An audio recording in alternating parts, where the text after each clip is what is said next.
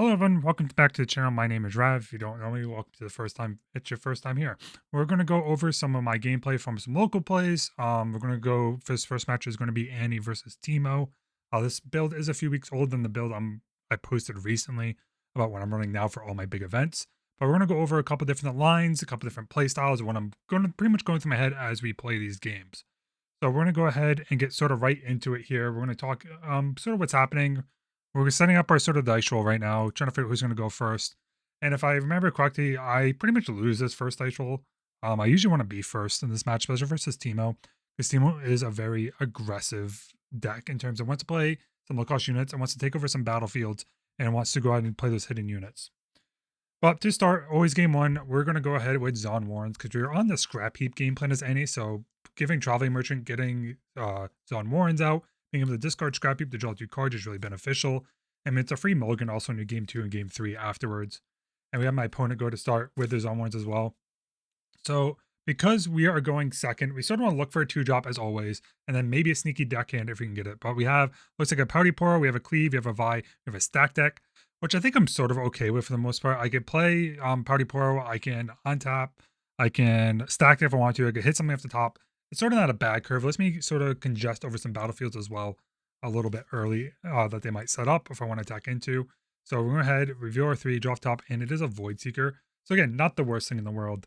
But we're probably just going to play as Pouty Poro. We're going to go and pass because we can't attack with Void Seeker anyway because it only hits battlefield.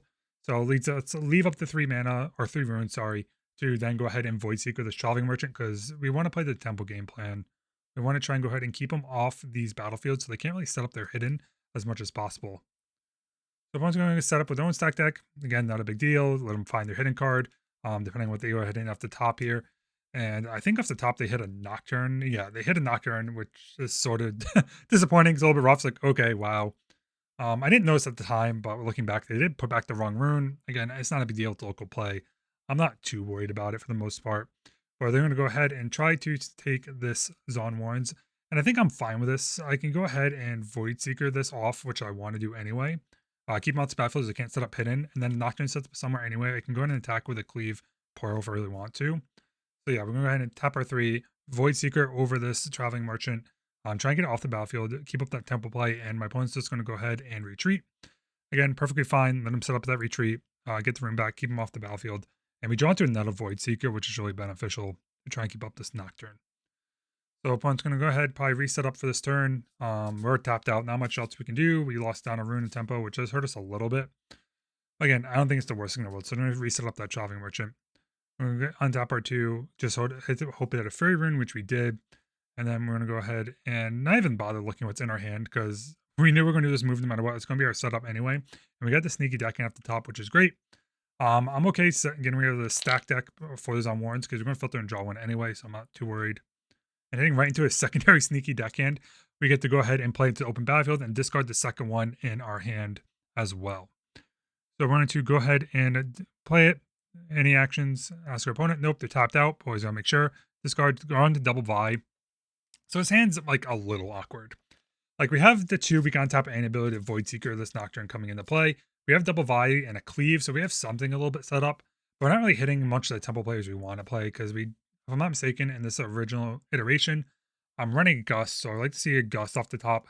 I like to see maybe a Fight or Flight, try and keep something off, but I'm not really seeing either one. So we're just like playing with this Void Seeker only and going down a little bit of tempo. And opponent's gonna go ahead and Gust us off the battlefield. We got no response to this because all we have is a Void Seeker, which isn't mine anyway, which is fine. We just replay it thinking in our head because whatever this Nocturne sits at anyway, we can go ahead and shoot it off and try and reconquer it later on. Which does stink. They're going to go ahead and Traveling Merchant to open battlefield. Because I want to go ahead and clear up the Pouty Poro, which I think, again, to me is fine because I keep this Pouty Poro in the play. I could replay Sneaky Deck and a little bit on. I'm not too concerned just yet. Especially considering my opponent when I go ahead and discard a Smoke Screen and another Traveling Merchant. So I'm sort of not in the worst position in the world right now. So I'm going to go ahead and see the Nocturne come back down. I'm going to go ahead and then attempt to Void Secret, try and get it off this battlefield, keep the Poro alive, and try and keep up a little bit of the tempo race and points because we get to go up to 2 points versus our opponent's 1, and try and keep pace that way.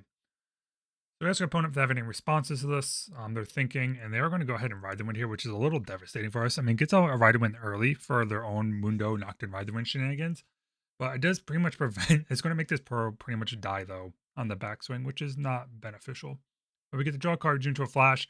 Doesn't really help us because we don't really have a unit, and we're sort of down in tempo play at this point. So opponent's going to go ahead and play the 2 hidden cards. We go, yep, not much we can do about that. It's probably a good Teemo. It could be a fight or flight. They bounce their Teemo back to hand, and then they're going to go ahead and go up to 2. So we drew a Falling Star. Again, not the best plans in the world. You can try and Falling Star something off here. Try and bait out miss-triggered in responses. Because if they respond to the spell with one of the reactant playing a Teemo, we can then target that instead. So we pretty much ask them, play the Falling Star, ask them, hey, is there any response to the spell here? No response to the spell. They let me choose my targets, and then they're going to respond to the reactive triggers, which in this case, we so much want to try and get rid of the Nocturne at this point, because Nocturne is going to be pretty much the biggest threat. We can try and clear off the battlefield. We can try and sneaky deck into it, depending if it's not a Teemo underneath in that battlefield, and say like a fight or flight or something like that. So we just try and clear off the battlefield, and lo and behold, it's a Teemo. So they get the Teemo out, get rid of the Nocturne. We go, okay, we can fight back over this later on with a couple different spells later. So let's go ahead and try and set up with this sneaky deckhand and try and get into attack with a cleave later on as possible. Again, worst case right now, we're down a couple runes. We've had to recycle a lot. Our opponents ahead in the rune advantage. They have the battlefields held, which is not really this position that we want to be as an any player. So now we're trying to think, okay, what do we want to go around here? What do we want to go ahead and play with? We have a cleave, a double Vi, because we can't set up Vi yet because we don't have a Fury rune. So we're sort of in a bad position. So let's go and let our opponent go ahead and set up for a turn and try and figure out what we're going to do, because we have pretty much no reaction to do. You have a flash, doesn't do anything. So we're going to go ahead and just, like I said, let our opponent set up back here, which I'm going to go ahead and play their Teemo back down, play another hidden unit, which can be a sneaky deckhand. I say a fight or flight or the sort. So pretty much leave one untapped, and that is the other Teemo in the battlefield. It does deal damage equal to what is hidden underneath, which does hurt us as well. So I was sitting there trying to think. We drew into another cleave, which again, we're just in a brutal position at this point. So we can go ahead. I'm double reading what this does. So it reveals cards off of the hidden. They reveal the top, I think 4 or 5 cards off the top of their deck. If they reveal a hidden card, deal damage equal to the hidden cards revealed this way. So there's a chance that we could lose our sneaky deck before we even get a chance to attack into it. So I'm thinking about it now. I want to go ahead and cleave early, which I probably have to. But wow, I actually choose not to. It's then to go in the hidden battlefield, maybe trying to get something, and we're going to go ahead and cleave into this one just to reveal their hidden card and see what we can do with it. So we're going to come in with 2 plus assault 3, so we come up for a total of 5 into this Teemo, and it is going to go ahead and force more than likely something to trigger with that hidden card, which is also sort of the reason why behind I want to set this up, is that I can try and get rid of whatever's hidden here and try and set some up later on as well. So then we're asking, okay, when do they want to respond with their react card? Because their reaction,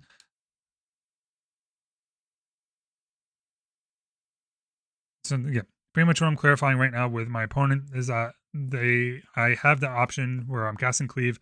When do they want to respond? They choose to not to react or anything yet. So decide to go ahead and let the Teemo trigger go off, and they hit 1 hidden card off of it. So we get 1 damage on the sneaky deckhand here, or 2 damage, sorry, because the Teemo was also hidden. So they get to go ahead and get 2 damage off at this point, and we're still winning the trade at this point, depending on what the reaction is. I do have the secondary cleave in hand as well if we need to. So they're going to go ahead and smoke screen us down. I do not have a reaction at that point. So 5, 4. So they, yeah, so I can't react. See if I could possibly react. I have to see, I was trying to read whether or not it does to a battlefield. It does not. So just go ahead and kill Sneaky Deckhand here, because we have 2 damage counters on it. It's going to get -4, go down to 1 with 2 damage counters on it, which does go ahead and kill the Sneaky Deckhand. Now I'm in a rough spot. I'm going, okay, what do I want to do? I needed to develop a board, and pretty much for that, I have to play this Vi. I don't want to play this Vi, but I sort of have to. So I'm going to play this Vi, set up, try and get a board state to get back into the next turn. My opponent's going to go up to 6 points, which is already setting us pretty behind on the back foot. And then we're sort of going to try to figure out, okay, what do we want? what do we want to have happen here at this point? And pretty much the best case scenario is that we can try and win this Vi, maybe hit top deck of Ride the Wind, clear both these battlefields here, maybe hit a Gust, maybe hit something like a fight or flight, because I need to get these Teemos off these battlefields so I could try and retake later on. And my opponent asked me, okay, how big can Vi get? So I'm just reading them off how big Vi can be and seeing what they have. They do end up having, I think, 4, 5, 6, 7, 8. They do have a Mundo in hand that they can play. So you can try to set up with a Mundo into one of these battlefields to get a pretty big setup. It's going to be a little bit more difficult for me to clear in with this Vi later on, especially because they're at the 6 points already. So our opponent's going to go ahead and move, set up, and I'm just sort of at the mercy of, okay, whatever is happening right now is just going to happen. There's not much I can do. And just pray. Literally just play. I don't even have Rider in the graveyard, so I can't play any and get it back.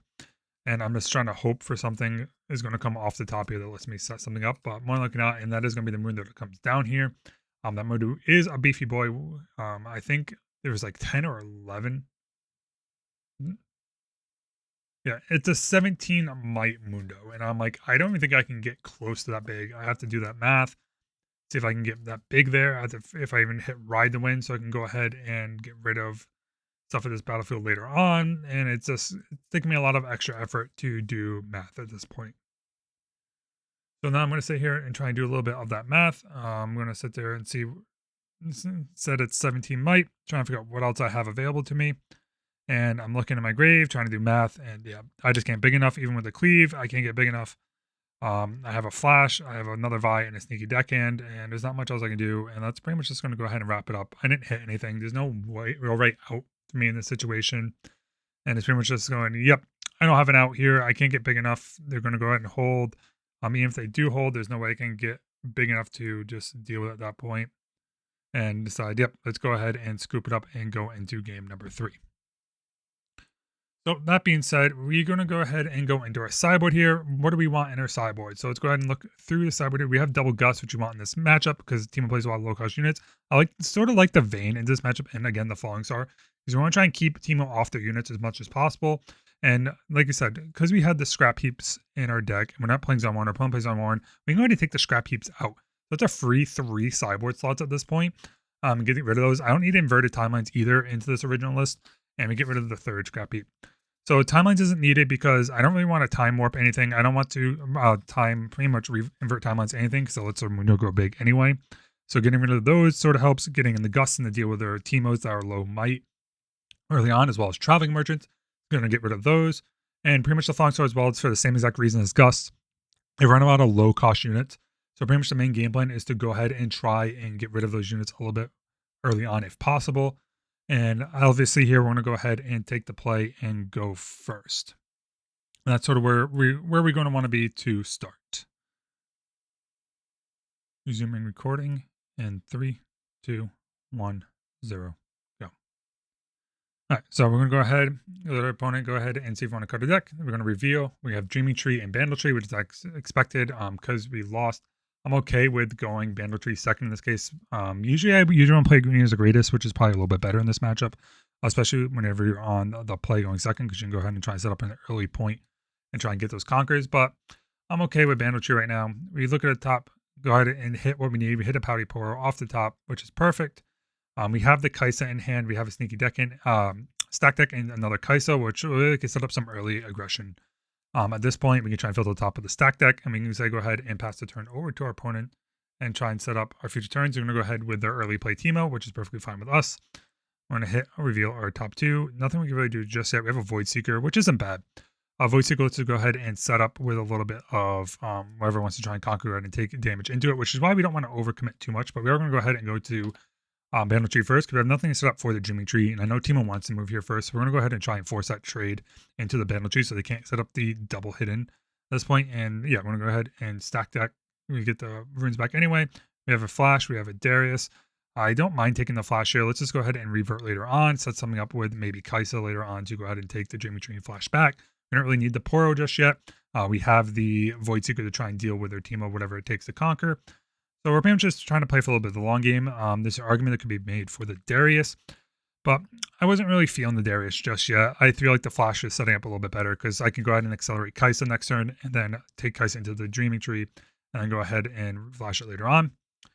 Opponent's going to go ahead and try to take over the Dreaming Tree here. And with the Dreaming Tree, I'm going to say, yeah, that's fine. I could just Void Secret off afterwards. I'm not too worried. I also have a Kaisa to move in here and then play with a hidden card. which isn't the worst case. I mean, hindsight 2020, I probably should have just Void Seekered. There's no reason not to, but they had 3 runes open, and I didn't want to recycle because I was trying to do math in my head, and I couldn't really set this the way I wanted to if I recycled my runes, and I'm also ahead on points. So forcing him to go ahead and get off his battlefield would be fine. Especially in this case, I'm going to go ahead and just Void Seeker off the battlefield anyway, which doesn't really matter possibly later on. But we are going to set up the Kaiser. We don't have to accelerate at this turn, but I can go ahead and set up though with a Falling Star if I want to, which might not be the worst situation. I am able to do that. I am trying to do math, but I'm going to go ahead and say pass, see what my opponent sets up for with his Void Seeker, and I can take it back a little bit later if I need to. And I also have the Flash as well. So in this case, opponent goes up to 2 points. They're going to go ahead and reveal into their secondary Teemo here, which is perfectly fine. Gets rid of that hidden card there that they already had and I knew about.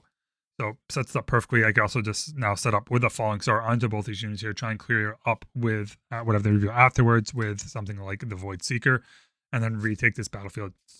So I'm perfectly fine.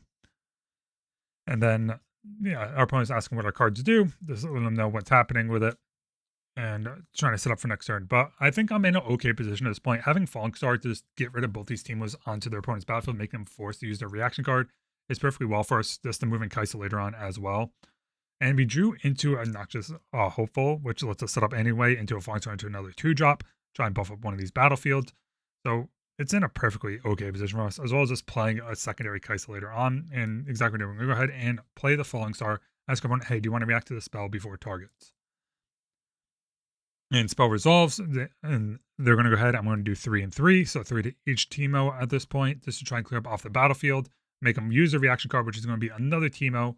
Teemo is going to go ahead and react, which is perfectly fine, and attempt to clear up the other 2.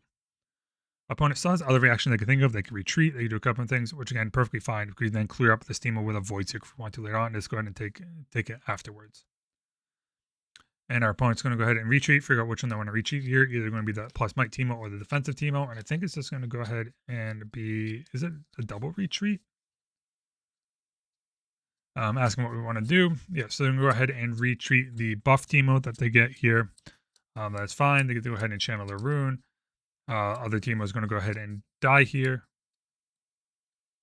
Reminding my opponent they can go ahead and draw for Dreaming Tree for the target. And getting that resolved for them, just so they don't miss their triggers. It's locals. I'd rather keep everyone playing as much as possible. And they're going to go ahead and fight or flight. So yeah, so I let my opponent walk it back because they were going to fight or flight, and I said nope, doesn't even matter because this does it to a unit, not a battlefield. There's nothing nothing they could really do there that gets rid of that. In this case, I know I can accelerate Kaisa, so I'm going to try and make them trade into it a little bit, see what they can reveal off the top here. Going, yep, go ahead. I know what you have in your hand now a little bit. I know you have a fight or flight, and I have another Teemo. So we're going to see what you hit. And they go ahead and hit 1. So they could put us down to 3. And their Teemo is down to not enough might to kill it yet or trade into it. So we're perfectly fine into this trade, taking this right now. If they present it, or depending on what else they have, they're going to go ahead and smoke screen. The smoke screen is going to go ahead and come down. Flash doesn't do anything for us. And they're pretty much just wasting a lot of resources trying to get rid of this Kaisa here, which I'm going, okay, yep, that's fine. Do I have enough? I have enough to accelerate another Kaisa if I want to at this point. And we're going to try and more likely set that up as well. Try to accelerate another Kaisa into this battlefield. Just try and clear it up because I can't have too many more gimmicks at this point. And in worst case, we get a trade into this battlefield. I mean, it's also the case that we can Void Seeker, but then we can't accelerate Kaisa. I mean, again, hindsight, I probably should have Void Seekered something before moving in. But it is what it is. I probably should have just done my math differently. So double checking how many cards my opponent has in their hand at this point. Trying to see what they have. Trying to think what we could play around. They already smoke screen. They already retreated. We know there's a fight or flight in hand as well. I mean, honestly, but I'm trying to play around that knowledge that they don't have a fight or flight. At the same time, I'm trying to play a little bit more optimally. So we're going to go ahead and be like, yeah, 5 here. Force a fight or flight if they have it at this point. And they're going to go ahead and resolve their Teemo trigger again. So let's see what goes off the roulette for 5. The stack deck, we hit 2 hidden cards, get to deal 2. More likely initiate a trade if they want to force a trade here. Again, perfectly fine. We know we have a little more resource. We have an Noxious Hopeful in hand. We can set up, we're a little bit, we can go ahead and be ahead on the point system and we take the trade. So we say go ahead to our opponent and go, okay. Now I can go ahead and pass the turn over the opponent. Go ahead and see what they hit off the top here. Take the trade, and again, we're in a good position. We're in definitely a good position at this point. We do have a Void Seeker, but we have nothing we have no range we can use off the top. We do have a Flash though if we need to. And they're just going to go ahead and play down a Mundo, which, I mean, big boy, don't get me wrong. But I'm not too worried about their Mundo being on the battlefield this early because we have a couple different outs we can deal with. And I never really worried about a Teemo sitting on the field. So we go up to 4, untap, go up to 2, draw. I think we drew into another Void Seeker, which this is sort of when my list was running 3 back then. I don't run 3 anymore. I don't even run Falling Star anymore. So like I said, this list is a little bit of outdated. But at the time, it was sort of ideal. So we can go ahead and set up with something like a Noxus Hopeful here, try and set up for some future turns a little bit, just try and take things off the battlefield. And then I'm not worried about Mundo coming into this battlefield. I could always flash back out if I want to. Attempt to see if he wants to do it, but instead I'm just going to say, yeah, let's save this flash a little bit later on tap 2. And we can try and attempt to double shoot this Mundo with double Void Seeker here. It's a little bit wild, but I'm assuming because my opponent hasn't played anything but this Mundo a little bit early on, that they don't really have anything else in their hand to deal with. I know they have a couple different Teemos that they retreated. They have a Fight or Flight in hand. So I'm just like not fully worried. And if they Fight or Flight their own Mundo, I think I'm perfectly fine with it because they can go ahead and just draw 2 cards, which again is just super beneficial for me at this point. So I'm not really all that worried. And the Moon is going to go ahead and move into the battlefield here. And I'm just going to say, yeah, go ahead, take it. Set up your hidden card. I'm thinking to myself, I could just shoot this off afterwards and make them play their hidden cards. I really want to just get rid of this Mundo. And I can also just set up by taking like the Dreaming Tree later on. I'm just ahead in the point trade at this point, so I'm not too worried. Hit the top, ride the wind. Okay, we have part of a combo going here. Not really everything that we want just yet. We do have part of it. Set up the Pouty Poro here with the Conquer to go on up to 5. And then we get to keep that Conquer going. We can have Noxus Hopeful in the backline if we want to go ahead and trade stuff later on. Into my grave is pretty much just a Falling Star. And then we have Stack Deck. I'm debating if I want to go ahead and grab the Annie and just grab something like the Falling Star. Like, this is just how bad my hand is. And I'm going to go ahead and Annie just to grab a Stack Deck to just try and set up some mites on the back end. So we get that back in the trash. We prepay 1. And then we're just going to say go ahead because I don't need to do anything with it yet, but just let me set up some future turns here. And the main game plan at this point is just to try and build up might. If this Mundo or something moves out, I can go ahead and just try and move around or retake with some powerful might units and just try and set it up for some future turns. Because right now there's nothing that can deal with me onto this Dreaming Tree unless they ride the wind, their Mundo or something like that. But they are going to go ahead and read the runes, which is going to let them go ahead and draw their 2 cards. That's just one thing my opponent is digging at the opponent, trying to dig for something that can deal with my battlefield, deal with the Pouty Poro, or deal with something at these battlefields right now. I'm not too worried to ship. I know I have a stack deck. I know I have the double Void Seeker. I can set up a future turn with something like either Kaiser or Darius. I know I put one Darius in the bottom already from one of the other stack decks. But I think at this point, this list was running 3 at the time, so I do have 3 available to me if I need them. But we're going to go ahead and see what else we have going on here at this point, and see what happens. There is another Mundo that comes down, which just is a little bit brutal expectation. So the opponent's thinking what else they do. The Voice Seeker, I can go up to 6 at this point, which again isn't the worst case scenario. I could flash myself back with onto this Pouty Poro after, and we're fine setting up the slow game to set up. And we do draw another Ride the Winds, which doesn't really help us at this point. Not the best answer in the world. So we're just going to go ahead and stack that. See if we can dig into something here to maybe help us out. There is a Flight or Flight, which I think is better than the Vayne, better than the stack deck. And the Fight or Flight does let us to go ahead and push this Mundo off the battlefield afterwards. So something we can really do. And we can hold up in the 7 this turn and try to set up a turn as well. We can try and take over the other Mundo battlefield if we need to be. Especially because we have double Void Seeker. And at this point, I'm saying, yeah, we could try and filter, try and get this Mundo off the battlefield now. Since I know we're sort of digging for other answers, and we still have enough to keep up a flash and Fight or Flight for next turn. So we go ahead, I think we dealt with a cleave off the top, which didn't really help us. And then deal another 4 damage to our Mundo, the Mundo there. Attempt to see if our opponent has anything for reactions, anything to pull it back, anything they want to do, just try and keep this Mundo alive at this point. Again, hindsight's 2020. Probably shouldn't have done this turn, especially because of the fact I can sit and just hold. I have it up for I can move it back later on to try and attempt to kill the other Mundo later. So it was probably not the best idea for me to do, but it is one of those things. So they're going to go ahead and tie turner. They're going to try and move back more than likely the other Mundo, or move the Mundos around so Mundo can't die to a Void Seeker. And they're going to go ahead and swap it with the other Mundo. And then they're going to fight back their Mundo at this point, which does sort of let them go ahead and keep the damage off, but we have to go ahead and draw the card afterwards in response, which is perfectly fine. So it's going to move that. But because the fight or flight was not a reaction speed, it was in hand, it was an action. They couldn't respond to fight or flight it back. So it does let it go ahead and die. And now the only thing left is that the turner can go ahead and try and take up one of these battlefields after.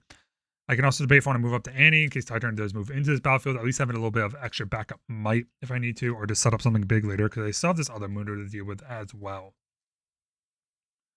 But I am at the glorious 6 points, which is what Annie mostly wants to be at this point. So we can be up at 6, and then we're just trying to play for a double retake next turn, especially if we lose battlefield to the tie turner.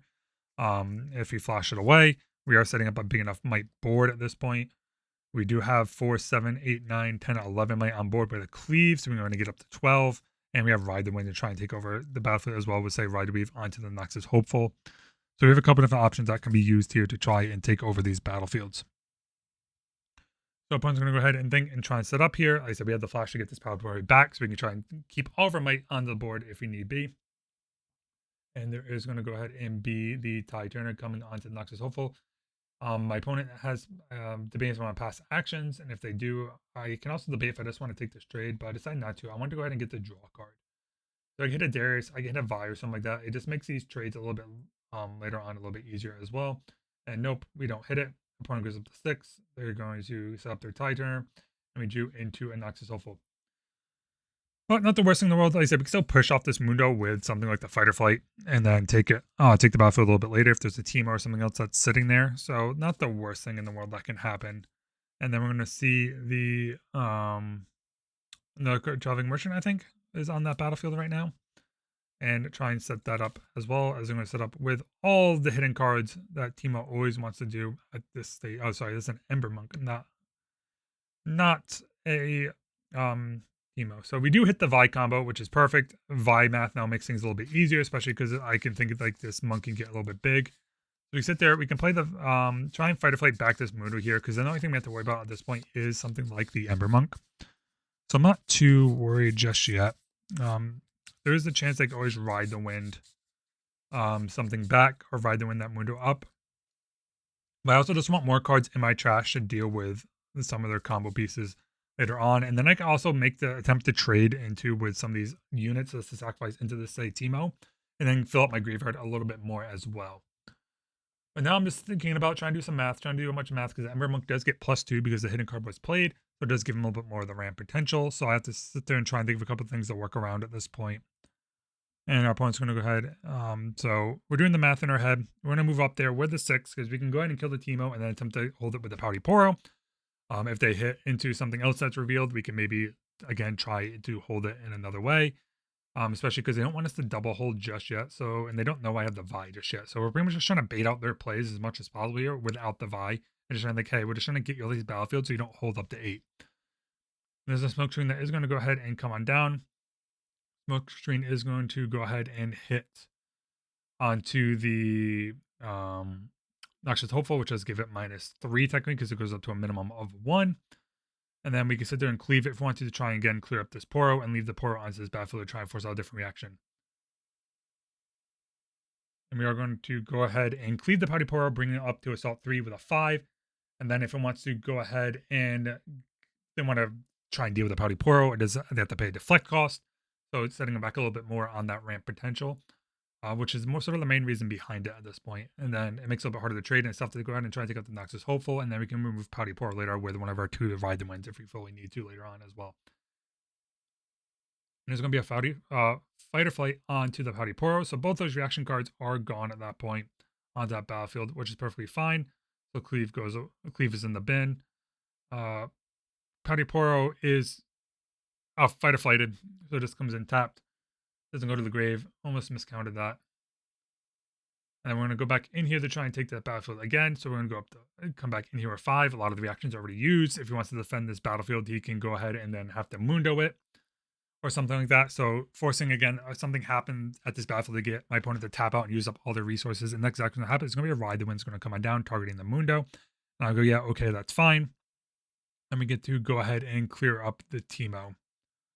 And now I am sort of free to open to just try and do, okay, Vi, ride the wind. I go ahead and play the Vi. I have double ride the wind in hand, depending if it's a fight or flight, even on the other battlefield, I can go ahead and ride the wind it back. I'm not too worried. So we're going to go ahead and Vi.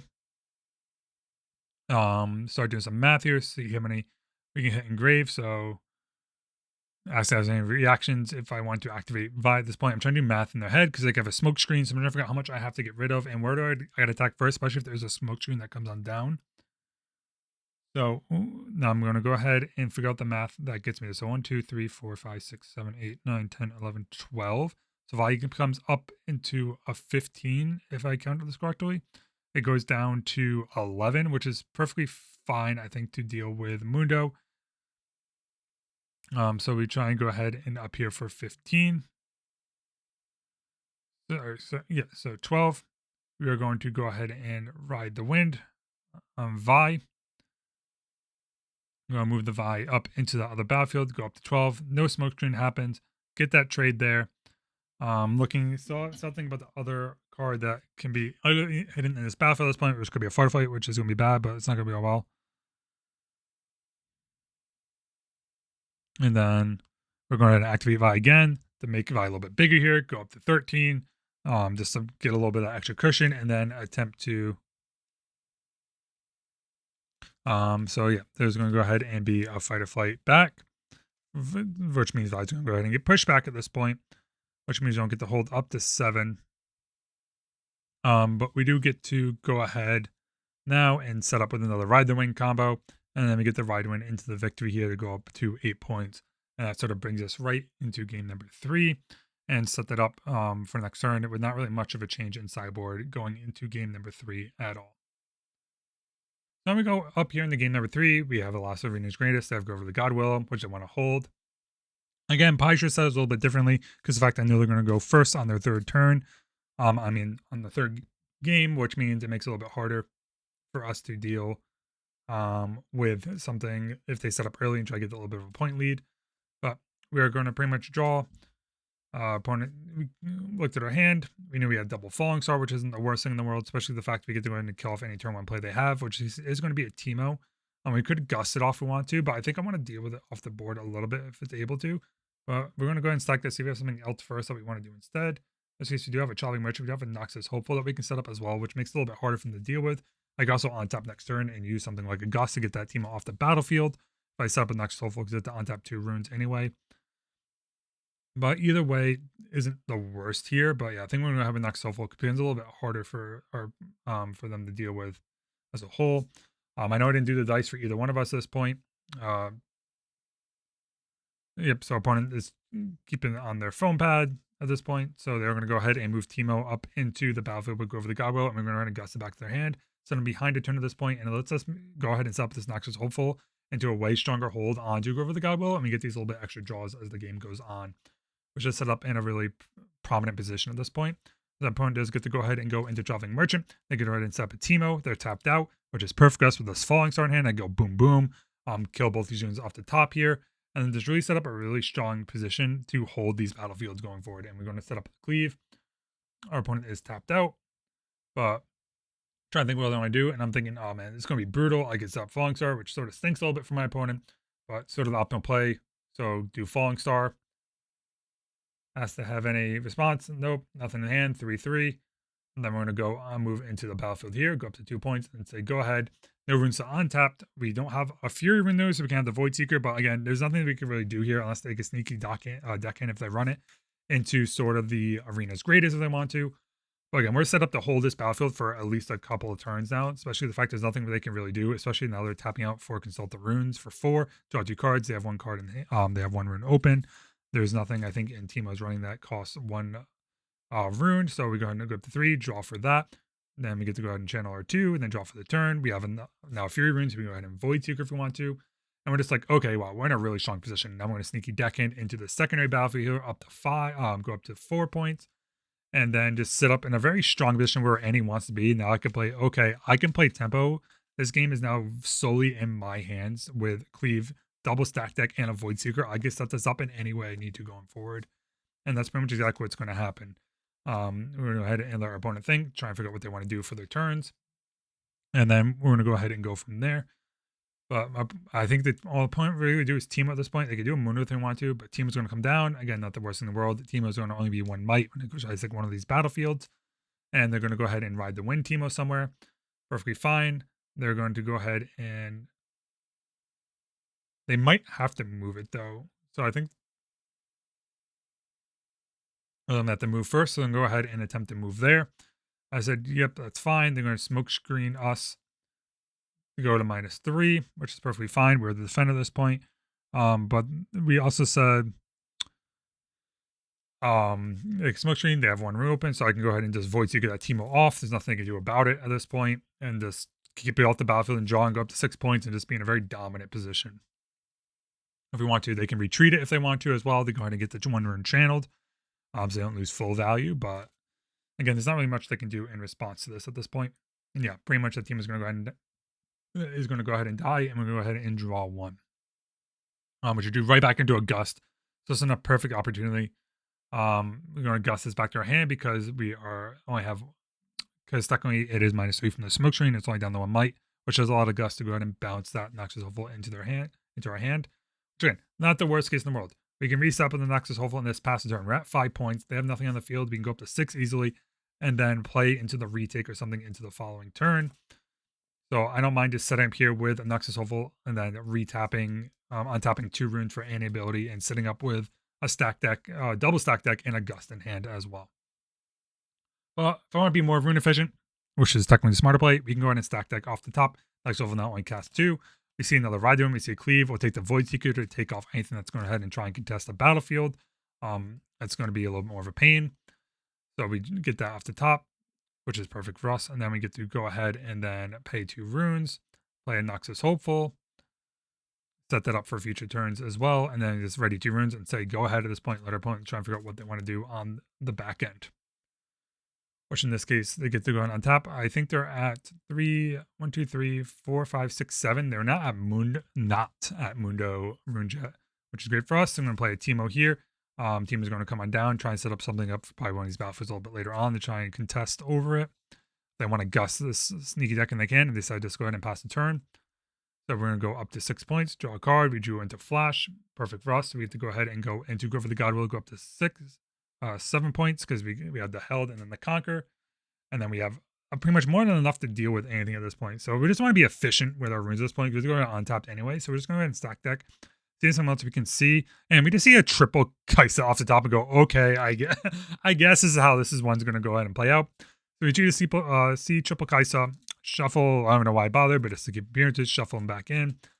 And then we get to go ahead and play it if we want to, just to try and set up if something happens into our future turns. You have a Kaisa ready to play a retake game if we need to later on as well. So we play our 4. And then to say, go ahead, untap 2 runes. So now we have 5 runes untapped. We can keep a Flash and a Void Seeker if we need to. We have Gust. Pretty much all different things just to deal with this board state if we have to as well. But pretty much pass turn over to our opponent and try and let them see whatever they have here. If anything they can do to deal with this board state and with our hand. They're going to go ahead and Stupefy or Sneaky Deckhand to give it -1. And they're going to go ahead and draw a card. Perfectly fine by us. So we're going to mark that has -1 on it. So they could try and knock it off here. I imagine they can have something probably kill up with the Poro or something like that. Or I mean with the Teemo. And just get the trade there. So there's no trade back. That's my opponent has any actions. And then we're just going to go ahead and gust their Teemo off. Don't want to have them hold that battlefield. Don't want to give them the chance to, depending on what they have anyway. So then I'm going to go ahead and gust them. Our own Sneaky Deckhand back, which to us is perfectly fine. We have the Kaisa to retake that battlefield anyway, and they're going to fight us back. Again, perfectly fine.